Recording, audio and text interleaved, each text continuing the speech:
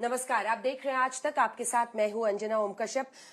वैश्विक अस्थिरता के बीच पूरे विश्व की नजर थी और इन सब के बीच वी डिड इट कहा जब उर्सुला वॉन डर लेयन ने, और ये यूरोपियन यूनियन के साथ भारत का फ्री ट्रेड अग्रीमेंट हो गया है, तो उसमें जो मुख्य तौर पर जिसने काम किया वो मेहमान आज हमारे साथ आज तक पर जुड़ रहे हैं। वाणिज्य मंत्री जी पीयूष गोयल जी, आपका बहुत बहुत स्वागत है आज तक पर। पिछली बार जब आपका इंटरव्यू कर रहे थे तो आप बहुत उस वक्त आशावान थे कि ये फ्री ट्रेड अग्रीमेंट आप कर लेंगे यूरोपियन यूनियन के साथ।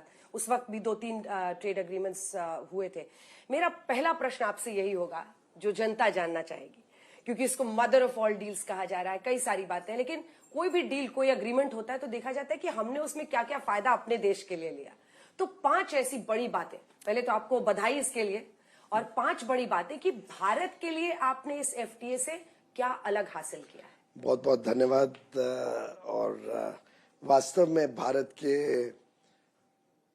अर्थव्यवस्था के लिए ये बहुत अहम साबित होगा। आगे चल के इसके बड़े प्रमुख लाभ आएंगे, पर अगर कुछ विषयों पे हम गौर करें तो सबसे बड़ा जो लाभ, जैसे ये इम्प्लीमेंट हो जाए इस साल के और 6-8 महीने बाद, हमारी जो लेबर इंटेंसिव इंडस्ट्रीज है, मैन्युफैक्चरिंग, जो लोग नौकरियां सबसे ज्यादा देने की संभावना रखते हैं, टेक्सटाइल्स हो, garments, home decor, leather, sports wear, toys, sports goods, marine, fisheries, agriculture, कृषि का क्षेत्र, इन सब में तुरंत पहले दिन से इंपोर्ट ड्यूटी, यूरोप में जब जो भी हम सामान भेजते हैं उस पे कर 0 हो जाएगा, टैक्सेस 0 हो जाएंगे। तो एक प्रकार से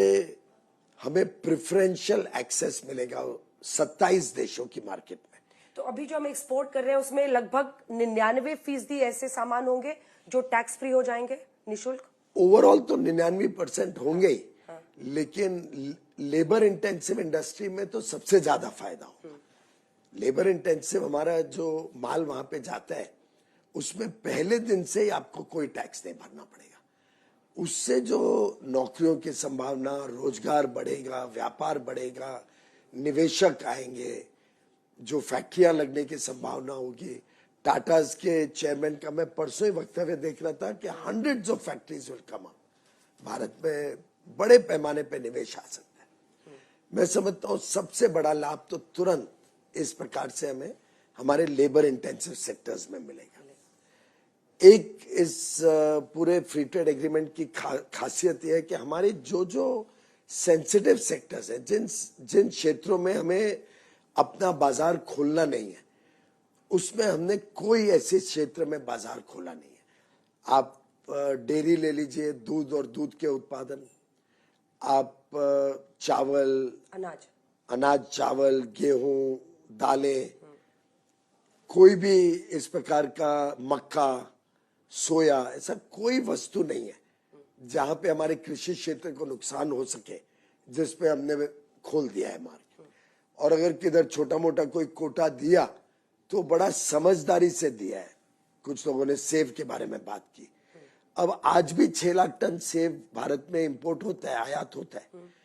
वो 6 लाख टन पे 50 रुपए मिनिमम इंपोर्ट प्राइस है और 50% ड्यूटी, यानी 25 रुपए। तो 75 रुपए का प्रोटेक्शन हमने हमारे यहाँ के किसानों के लिए निर्धारित कर रखा है। उसके बावजूद क्योंकि डिमांड ज्यादा है तो 6 लाख टन, 5 से 6 लाख टन इंपोर्ट होता है। यूरोपियन यूनियन अकेले से 1.25 लाख टन इंपोर्ट होता है। ऐसे में हमने यूरोपियन यूनियन को एक छोटा कोटा दिया है, 45-50 हजार टन का शुरू में, और थोड़ा थोड़ा बढ़ेगा, पर कभी भी हमारे जो आज इंपोर्ट हो रहे हैं उससे कम ही रहेगा। और उसमें मिनिमम इंपोर्ट प्राइस 80 रुपए रखी है, 16 रुपए ड्यूटी रखी है, तो 96। तो आज की जो 75 रुपए का किसानों को प्रोटेक्शन है, उसके बदले 96 का प्रोटेक्शन दिया है, जो कोटा दिया है उसमें। तो एक प्रकार से हर चीज को बड़ी सोच समझ के खोला गया है। ईयू और हमारी कॉम्प्लीमेंट करती है इकोनॉमीज, एक दूसरे की स्पर्धा नहीं है हमारे बीच में।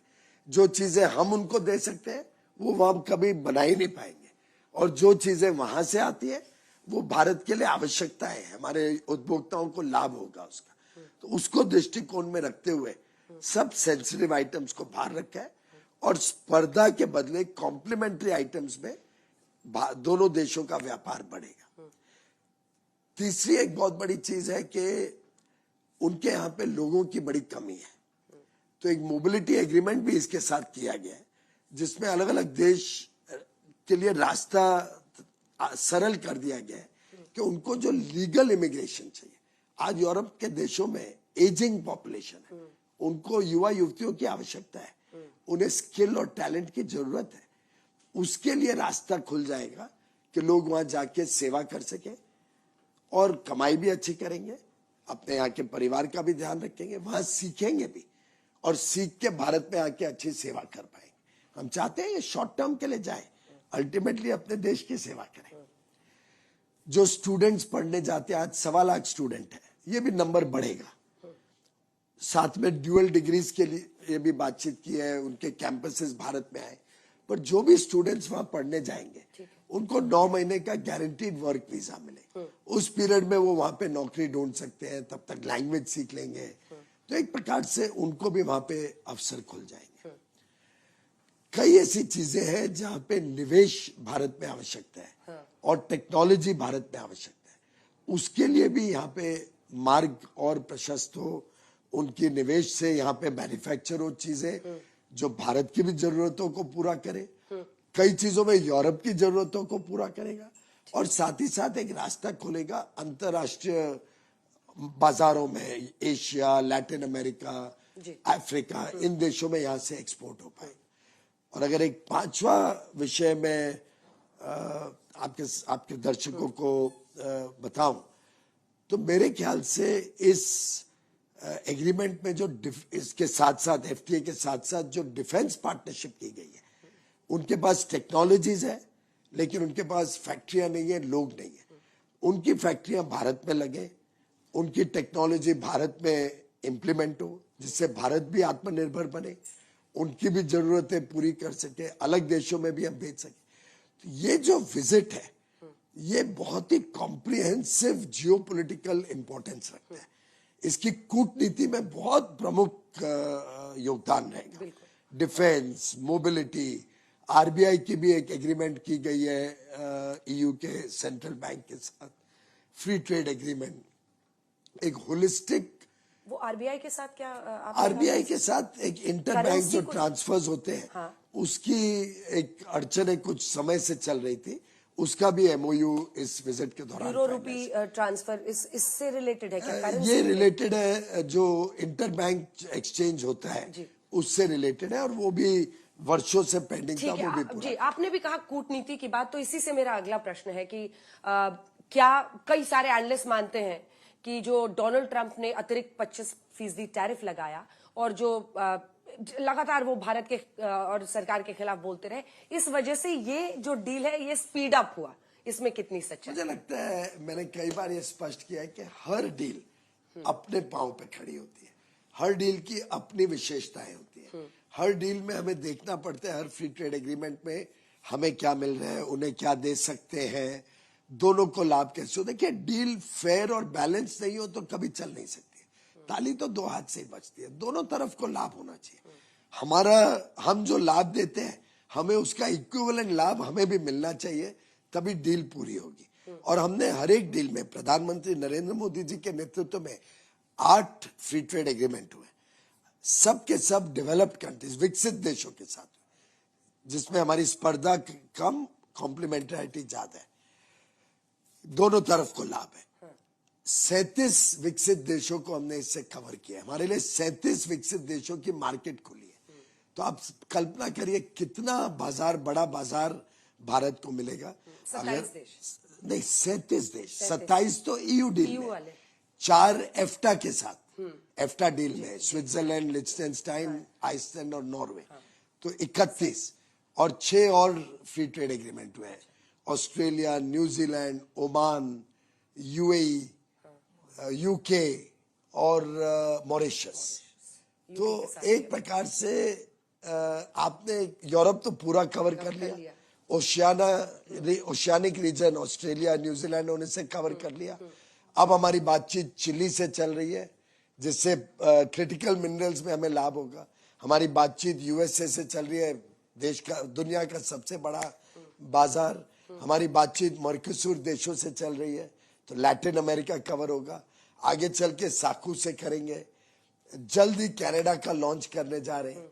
तो एक प्रकार से विश्व में जो विकसित देश है, विशेषकर उनके साथ हम अपने संबंध बढ़ा रहे हैं, जिससे भारत, विकसित भारत 2047 की तरफ और गति पकड़ेगा और तेजी से प्रधानमंत्री मोदी जी की रिफॉर्म एक्सप्रेस आगे बढ़ेगी और भारत के लोगों में सुख समृद्धि और आगे एक अच्छा जीवन बिताने के लिए नए अवसर खुले। बजट को भी रिफॉर्म एक्सप्रेस कहा जा रहा है, मैं उस पर आऊंगी, लेकिन दो जल्दी जल्दी प्रश्न जो छूट गए। एक तो अमेरिका को लेकर, अब डोनाल्ड ट्रंप कह रहे हैं कि India has emerged on top in this trade deal, मतलब कि भारत ज्यादा फायदे में रहा है यूरोपियन यूनियन के साथ इस ट्रेड डील में।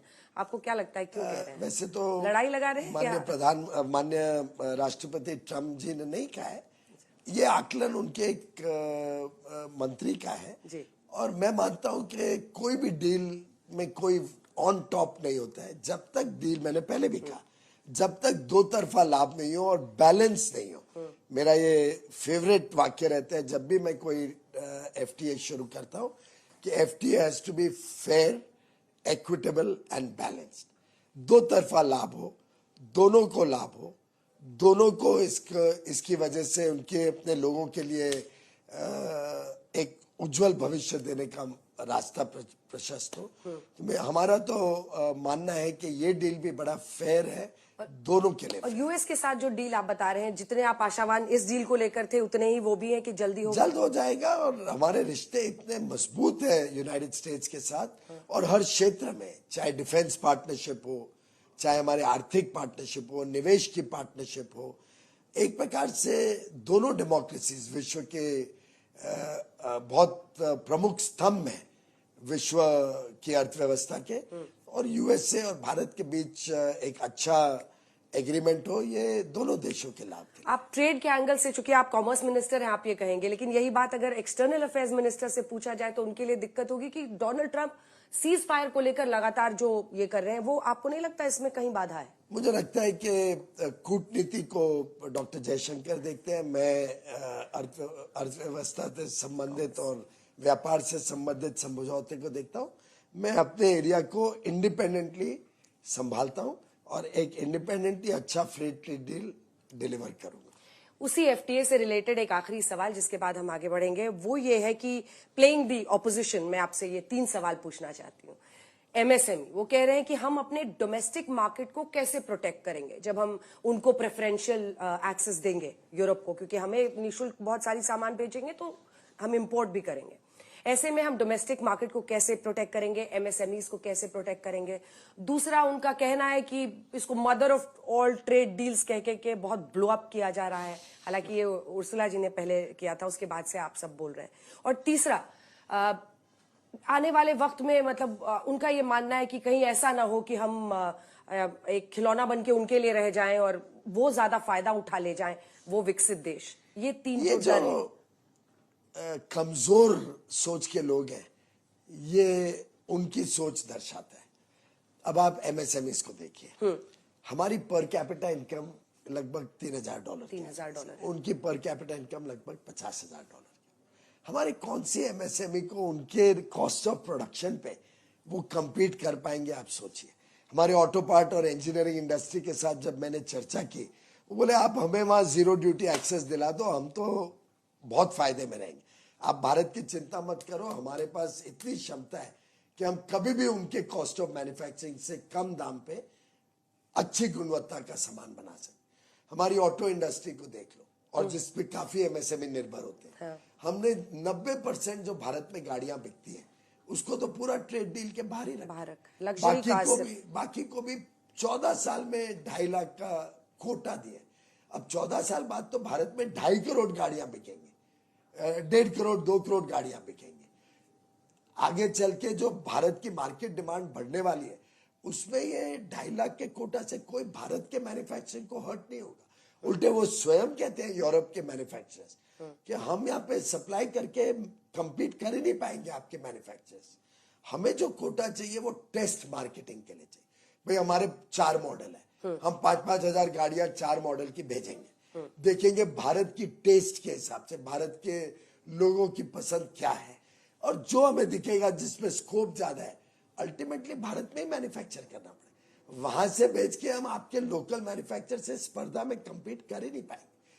द वेरी फैक्ट के पर कैपिटा इनकम में इतना फर्क है, भारत की एमएसएमई को तो अपने आप में एक रक्षा कवच है कि वहां की कॉस्ट ऑफ मैन्युफैक्चरिंग हमें compete कर ही नहीं पाएगी।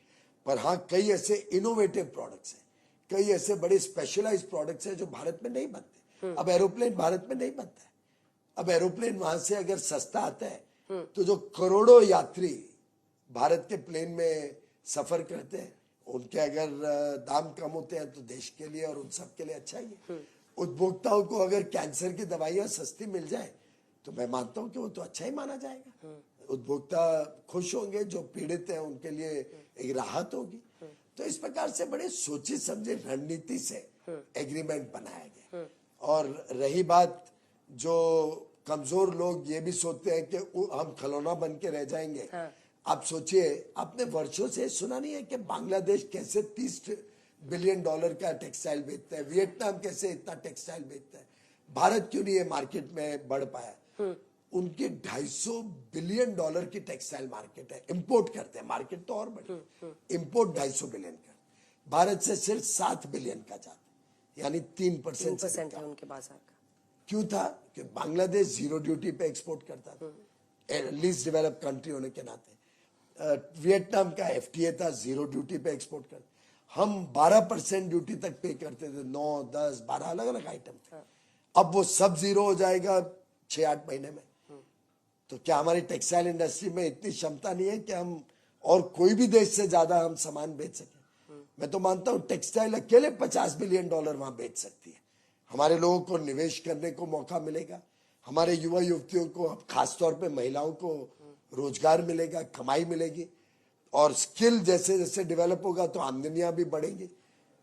आज भी तिरपुर में लोग कहते हैं कि आप भेजो लोग, हमें लोगों की कमी है, और वो ट्रेन करते हैं, स्किल डेवलप करते हैं, काम पे लगाते हैं, 6 महीने में दूसरे लोग और ज्यादा तनख्वाह दे के ले जाते।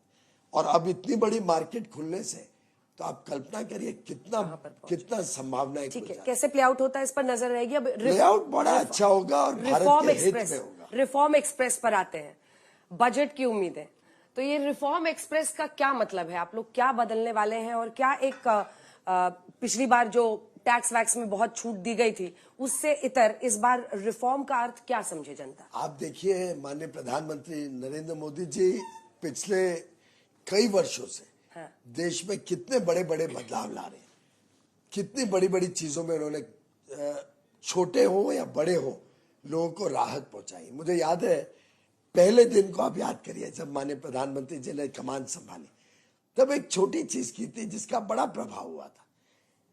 उन्होंने कहा ये नोटरी की जरूरत क्या है, आपको कोई भी चीज सर्टिफाई करनी है, अगर आपका बर्थ सर्टिफिकेट की एक जेरोक्स कॉपी पे आपको नोटरी के पास जाना पड़े, लाइन में खड़ा होना पड़े, पैसे देने पड़े खप्पे के लिए, भाई आप खुद सर्टिफाई कर दो, ये ट्रू एंड फेयर कॉपी है उसकी। छोटी चीज थी, पर उसका कितना बड़ा एक मैसेज गया विश्वास का कि प्रधानमंत्री देश का 120 करोड़, उस समय 120 करोड़ जनसंख्या, 120 करोड़ भारतवासियों पे विश्वास करता, और इसीलिए जनता का विश्वास भी उन्होंने कमाया। छोटी बड़ी ढेर सारी चीजें, जन विश्वास बिल, उन्होंने 183 ऐसे प्रावधान थे जिसको एक कानून से डिक्रिमिनलाइज किया कि उनके छोटी गलती के लिए आदमी को जेल ना जाना पड़े। अब जन विश्वास बिल 2 में हमने 350 प्रावधान ऐसे लाए जिससे लोगों को छोटे मोटी गलती के लिए जेल नहीं जाना पड़े। और मुझे पार्लियामेंट्री जॉइंट कमेटी के जो अध्यक्ष हैं वो बता रहे थे अब उन्होंने कुछ और चीजें आइडेंटिफाई किए, कुछ हमारे विभाग ने और भेजा है उनको कि ये भी एग्जामिन करिए, तो शायद ये 700-800 ऐसे छोटे बड़े प्रावधान होंगे जिनको डिक्रिमिनलाइज कर दिया जाएगा जन विश्वास। बहुत बड़ा बिग टिकट कुछ ऐसा अनाउंसमेंट होने वाला है क्या? मैं बजट के लिए पूछ रही हूँ, ऐसे ही आम लोगों की जिंदगी सरल करने के लिए या इंडस्ट्री सरल क्या है? मैं इससे कह रहा हूँ क्योंकि प्रधानमंत्री नरेंद्र मोदी जी का रिफॉर्म एक्सप्रेस तो निरंतर एक के बाद एक स्पेस को खोला प्राइवेट सेक्टर के लिए, न्यूक्लियर को प्राइवेट सेक्टर के लिए अभी अभी खोला, जीएसटी में इतना बड़ा बदलाव ऑपरेशनली भी और रेट्स भी कम किए गए, इनकम टैक्स 12 लाख रुपए तक और सैलरी अर्नर्स के लिए 12,75,000 तक जीरो ड्यूटी कर दिया। तो माननीय प्रधानमंत्री जी की रिफॉर्म एक्सप्रेस तो बड़ी तेज गति से आगे बढ़ रही है और ये बजट भी उसी दिशा में और रिफॉर्म लाएगा और बदलाव लाएगा, लोगों का ईज ऑफ लिविंग जीवन भी और सरल करेगा, ईज ऑफ डूइंग बिजनेस के प्रति भी और नए आपको सुनने को मिलेंगे। हर दिशा में प्रधानमंत्री नरेंद्र मोदी जी की नजर है, हर एक यथासंभव जो बदलाव लोगों के जीवन को और व्यापार और उद्योग जगत को और बल दे सकता है, गति दे सकता है, उसके लिए प्रधानमंत्री मोदी जी निरंतर काम कर रहे हैं। आपके साथ बैठे हुए पीयूष जी, तो एक तो महाराष्ट्र पर सवाल पूछना ही होगा। हाल में ही बहुत दुखद निधन हुआ उप मुख्यमंत्री अजित पवार का। उनकी पत्नी सुनेत्रा पवार अब उप मुख्यमंत्री के तौर पर शपथ ले रही हैं। ये किसका फैसला था, कैसे हुआ, बात कैसे आगे बढ़ी, अगर आप बता हमारी महायुति है, तीनों पार्टियां और साथ में अन्य पार्टियां भी हैं हमारी। अजित दादा पवार एक जनता के नेता थे, बहुत ही योगदान रहा है उनके महाराष्ट्र की राजनीति में, गत 40-45 सालों का योगदान रहा है। शुरू से 80s में, अर्ली 80s से वो राजनीतिक क्षेत्र में आए हैं और बहुत बड़ी क्षति हुई है महाराष्ट्र की राजनीति के लिए, बहुत कमी महसूस की जाएगी उनकी। पर उनकी पार्टी का निर्णय था कि सुनेत्रा भाभी अब कमान संभाले, उप मुख्यमंत्री के रूप में उनको नियुक्त किया गया पार्टी के एमएलएस द्वारा। देवेंद्र फडणवीस जी मुख्यमंत्री और एकनाथ शिंदे जी ने स्वागत किया है उसका। 5 बजे शपथ होगी, ये उनके पार्टी का फैसला है। प्रफुल्ल पटेल जी ने राष्ट्रीय अध्यक्ष की जिम्मेदारी संभाली है। दोनों को मैं एक तरफ संवेदना भी देता हूँ, बहुत ही बड़ा हादसा हुआ है उनके परिवार में, उनकी पार्टी में, और हमारी पूरी महायुति को इसका नुकसान होगा। लेकिन मुझे पूरा विश्वास है कि वाहिनी के नेतृत्व में एनसीपी आगे निरंतर बढ़ती रहेगी, महायुति का एक अभिन्न अंग है और हम मिलकर जनता की सेवा करेंगे। एक आखिरी सवाल, आज आपने बहुत भावुक होकर अपने पिता को याद किया है, उस बारे में कुछ बोलना चाहेंगे? आपने लिखा है कि वो आज होते तो 100 साल के होते। आज उनकी 100वीं वर्षगांठ है और बहुत कुछ हमने उनसे सीखा। बड़े सरल स्वभाव के व्यक्तित्व थे, जीवन भर उनके रिश्ते सभी के साथ बहुत ही आत्मीयता के रिश्ते रहे। उन्होंने माननीय प्रधानमंत्री नरेंद्र मोदी जी के साथ काम किया। 11 अशोक रोड में माननीय प्रधानमंत्री जी हमारे पार्टी के अखिल भारतीय महामंत्री के रूप में काम करते थे। मेरे पिताजी उनके साथ उनके नेतृत्व में कोषाध्यक्ष की जिम्मेदारी निभाते थे और वर्षों तक उनका राष्ट्रीय स्वयंसेवक संघ से जुड़ाव रहा, पार्टी के साथ जनसंघ के दिनों से 1951 से जुड़ाव रहा है और पार्टी के एक निष्ठावान कार्यकर्ता, संघ के एक स्वयंसेवक के रूप में उन्होंने पूरा जीवन सेवा भाव से काम किया। बहुत सारी उनकी विशेषताएं थी जिनसे हमको बहुत कुछ सीखने को मिला। एक प्रसंग आपको बता सकता हूं जिससे आपको उनके व्यक्तित्व के पहचान होगी। 1989 में लोकसभा का चुनाव था, पार्लियामेंट्री बोर्ड बैठी हुई थी, इलेक्शन कमेटी निर्णय ले रही थी कौन किधर से खड़ा होगा। तो एक राजगढ़ करके सीट है मध्य प्रदेश में, जिसमें साधारणतः मुंबई से कोई ना कोई जाके कैंडिडेट बन के जीतता था। तभी वसंत कुमार पंडित मुंबई से वहां जाके जीते थे, मेंबर ऑफ पार्लियामेंट बने थे और उनका निधन हो गया था। तो 89 चुनाव में वो कैंडिडेट जब ढूंढ रहे थे तो लाल कृष्ण आडवाणी जी ने शायद मीटिंग में कहा कि वेद जी कोई नाम, वेद जी बोलते थे सब उनको, कि वेद जी कोई नाम बताओ, ये तो वहां तो कोई लोकल है नहीं, आप मुंबई से कोई नाम बताओ किसको लड़ाया जाए। पापा ने कहा मेरे पास कोई नाम नहीं है, आप लोग तय कर लो। तो शायद अटल जी ने या आडवाणी जी ने किसने पता नहीं कहा बेद जी आप ही लड़ लो ये सीट। पापा ने कहा नहीं मैं नहीं कोई लोकसभा वगैरह में मैं कहा लड़ूंगा, और बात खत्म हो गई। और फिर जब सीट्स अनाउंस हुई, डिसीजन आया पार्लियामेंट्री बोर्ड का, तो उनका नाम राजगढ़ सीट के लिए आ गया कि वो बीजेपी के कैंडिडेट होंगे राजगढ़ से।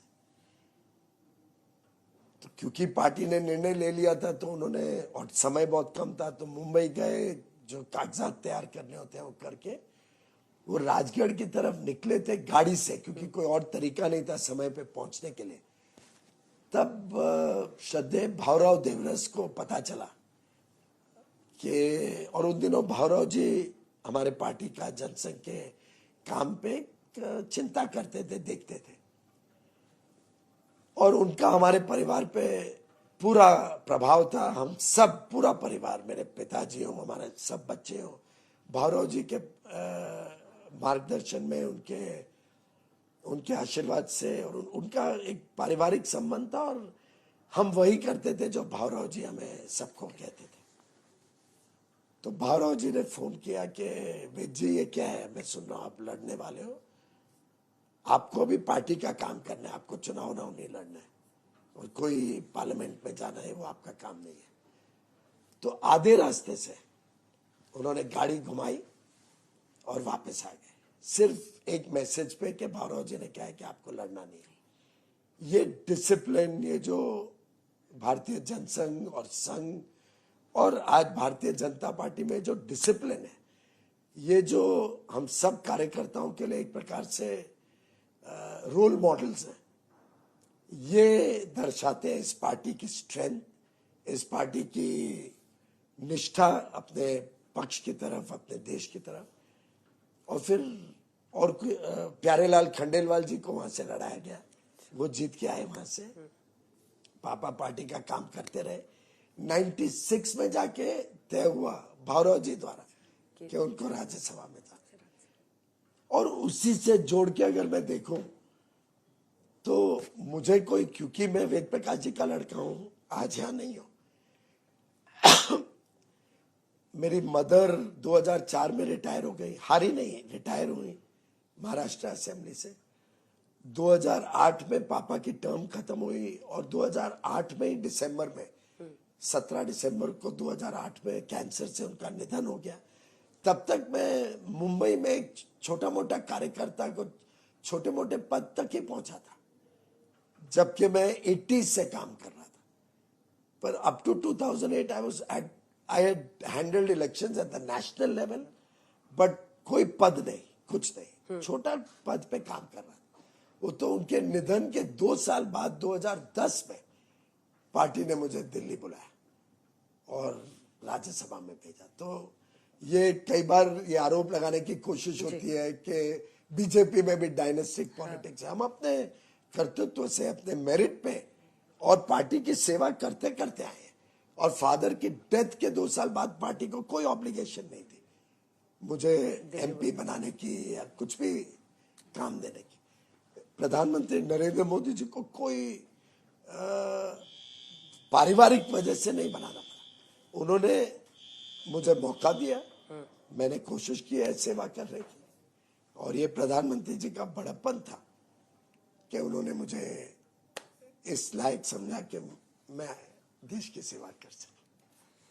पीयूष जी, आप आज तक पर आए, तमाम सवालों के जवाब दिए आपने, भावुक भी हो रहे हैं आप अपने पिता की बात करके, लेकिन अभी देखिए आपके लिए लक्ष्य बहुत बड़े बड़े हैं। अभी आपको अमेरिका के साथ भी एफटीए करना है, जिसके बाद फिर से आपका इंटरव्यू करेंगे। आज तक पर आने के लिए, सवालों के जवाब देने के लिए आपका बहुत बहुत धन्यवाद। धन्यवाद।